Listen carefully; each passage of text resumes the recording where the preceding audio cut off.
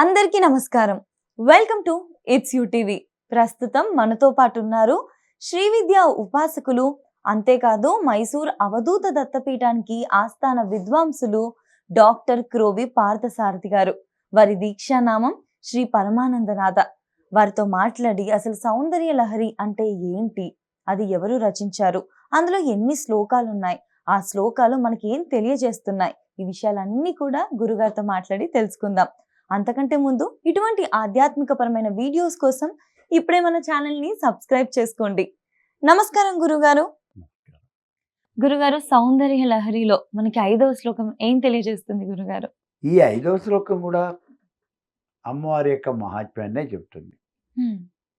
ఇందులో ఏం చెప్తున్నాడు అంటే, హరిస్వామారాధ్య ప్రణతజన సౌభాగ్య జననీం పురాణారీ భూత్వా పురరిపుమపి క్షోభనయతు స్మరోపిత్వాం నత్వా రతినైన లేహ్యేన వపుషా మునీనాం అప్యంత ప్రభవతి మోహాయ మహతాం.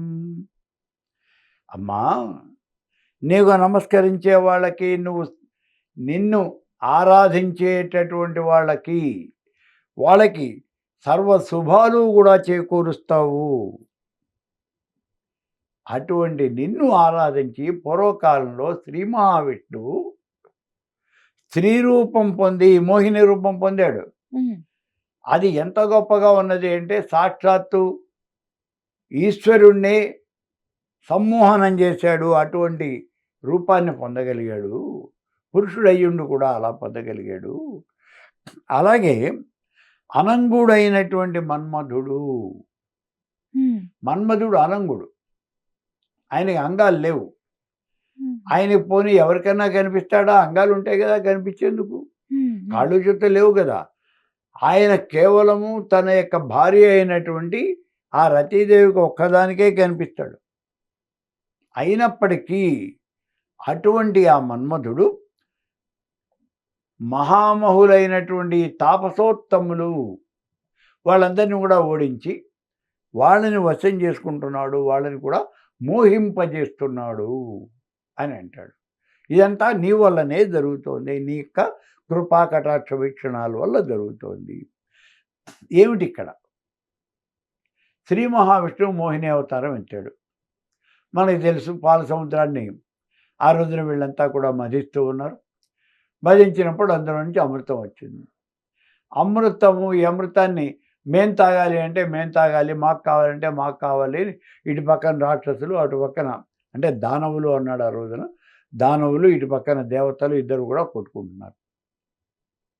దాన్ని ఎత్తుకెళ్ళిపోవడానికి ప్రయత్నం చేస్తున్నారు. దేవతలు తీసుకున్నారు ముందు. దేవతల చేతిలోంచి లాక్కోవడానికి ప్రయత్నం చేస్తున్నారు దానవులు. అది లాక్కునేటప్పుడు అది తొణికిపోతుంది, నేల మీద పడుతుంది, అంతా వ్యర్థమైపోతుంది. వాళ్ళకి అవేం లేదు. ముందు వాళ్ళ దగ్గర నుంచి లాగేసుకోవాలి. వీళ్ళు లాక్కుంటున్నారు, వీళ్ళ చేతిలో నుంచి వాళ్ళు లాక్కుంటున్నారు. పరుగు పందాలు పెట్టారు. ఎవరి చేతిలోంచి ఎవరు లాక్కుంటున్నారో ఏమవుతుందో తెలియటల్లా. అప్పుడు ఈ దేవతలంతా శ్రీ మహావిష్ణువుని ప్రార్థన చేశారు, అయ్యా నువ్వే రావాలి మళ్ళీని. ఏదో చాలా గందరగోళంగా ఉంది పరిస్థితి. వాళ్ళు కాస్త రాక్షసులు ఎత్తుకుపోయి తాగేసేట్టున్నారు. ఏం చేయాలి రా అన్నారు. వచ్చాడు. ఇప్పుడు ఎలా? మోహిని రూపాన్ని ధరించి, ఒక స్త్రీ రూపాన్ని, అందమైనటువంటి స్త్రీ రూపాన్ని, అది కూడా సామాన్యమైనటువంటి స్త్రీ రూపం ధరిస్తే రాక్షసులు ఏమి చలించరు. ఎందుకంటే ఆ అమృతం దాని మీద ఉంది దృష్టి అంతా. ఆ దృష్టి అమృతం మీద నుంచి దృష్టి మళ్ళీపోయి ఇటువైపుకి రావాలి.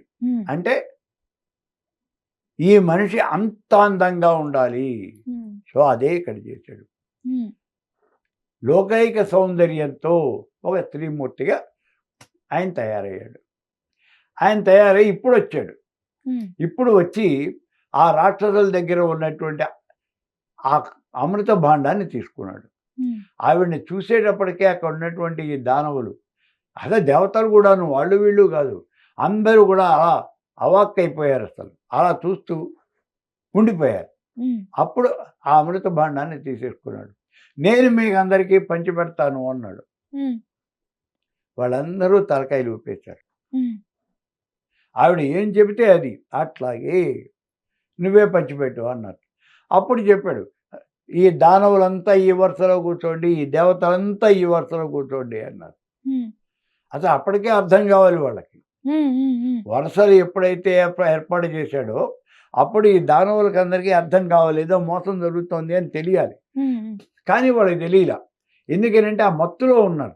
అదే. ఆ కనిపించినటువంటి మోహిని ఆవిడ యొక్క రూపము ఆ మత్తులో ఉన్నారు తప్పించి వీళ్ళేమీ అసలు హ్మ్. ఇవి చూడాలి, ఇవి చూసేటువంటి పరిస్థితిలో లేరు. ఇప్పుడు ఇలా ఉన్నటువంటి దీంట్లో వాళ్ళంతా వరుసలుగా కూర్చున్నారు. వరుసలుగా కూర్చుంటే ఈవిడ ఈ మోహిని ఆ భాండాన్ని ఎత్తుకుంది. హ్మ్. భాండాన్ని భుజాన పెట్టుకుని బయలుదేరింది. మీకు నేనిప్పుడు ఈ అమృతాన్ని పంచుతున్నాను, మీరు కూర్చోండి అంది. మీరు అందరూ కూర్చున్నారు, ఎదురు చూస్తూ ఉన్నారు. అమృత భాండం కోసం ఈ దానవులు ఏం చూడాలా, ఆవిడని చూస్తున్నారు, ఆ మోహినిని చూస్తున్నారు. వీళ్ళ దృష్టి అంతా ఆవిడ మీద ఉంది. సరే వీళ్ళు ఈవిడ ఇలా రావటం ఏమో దానవుల దగ్గరికి వస్తోంది. ఏమయ్యా మామ అంటోంది, ఏమయ్యా బావ అంటోంది. వీళ్ళని వరుసలు పెట్టి పిలుస్తోంది. వరుసలు పెట్టి పిలుస్తూ వాళ్ళని చేత్తో ఇలా అంటోంది, వాళ్ళ బుగ్గం మీద ఇట్లా అంటోంది, వాళ్ళ శిరస్సు మీద అంటోంది. ఇంకేముంది, వాళ్ళంతా కూడా అయస్కాంతం తగిలిన ఎనం ముక్కలల్లే అలా అలా అలా ఊగిపోతూ ఉన్నారు. ఆవిడ రావటం ఆలస్యం.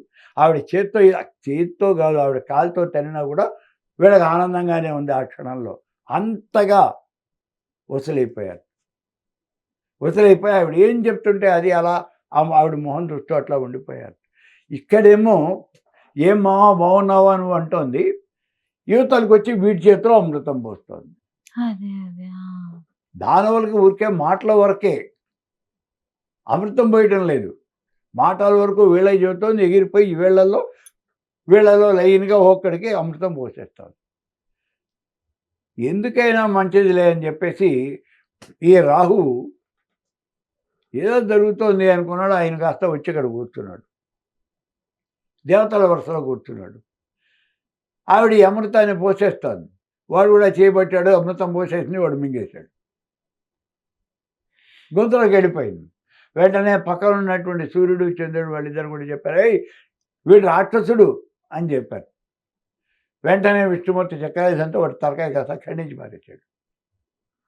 అయితే అప్పటికే దీంట్లోకి వెళ్ళిపోయింది, లోపలికి వెళ్ళిపోయింది. కాబట్టి వాడు చావడు.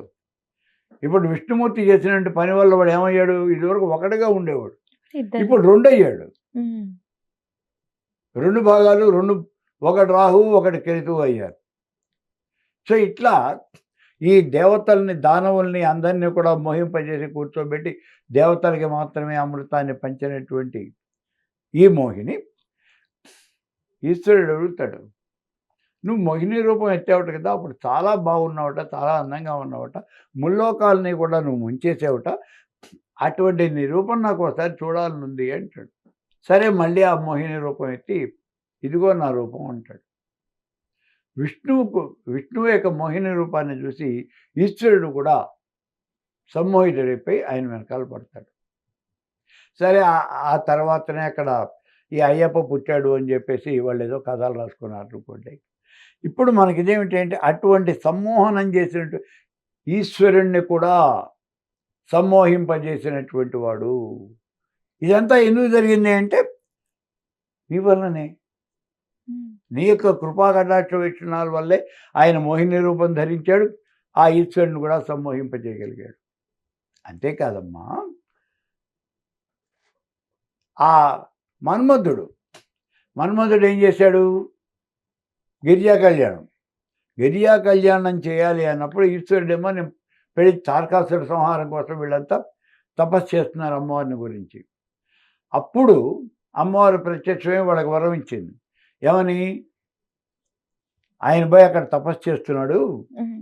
ఎవరు, ఈశ్వరుడు తపస్సు చేస్తున్నాడు, ఆయనకి హిమవంతుడి యొక్క కుమార్తె హైమవతినిచ్చి మీరు వివాహం చేయండి, వాళ్ళకి పుట్టిన కుమారుడు ఈ తారకుడిని సంహరిస్తాడు అని చెప్పింది. హ్మ్.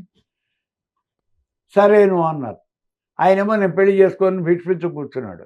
అలా భీష్మించు కూర్చుంటే ఎట్లా, ఈ దేవతలంతానేమో పరిపర విధాలు ప్రార్థించారు, లాభం లేదు.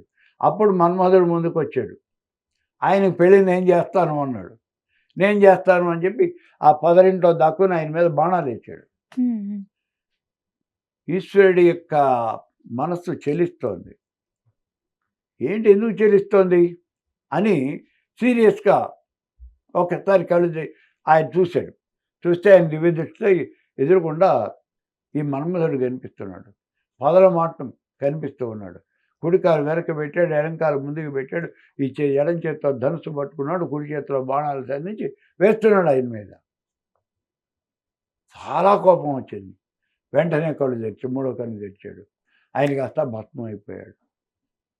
ఆ తరువాత అమ్మవారి యొక్క కృపతో ఆయన మళ్ళీ జీవించాడు అన్నారు.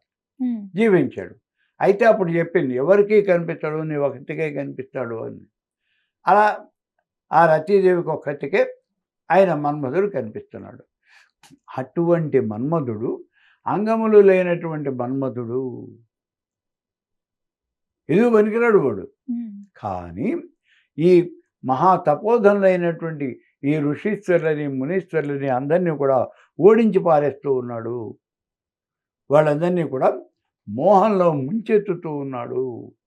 అదంతా కూడా నీ కృపా కటాక్ష వీక్షణాల వల్లే జరుగుతూ ఉన్నది అని చెప్తున్నాడు ఈ 5వ శ్లోకంలో. ఖచ్చితంగా చాలా చక్కగా వివరించారు గురుగారు. ధన్యవాదాలు గురుగారు. ధన్యవాదాలు.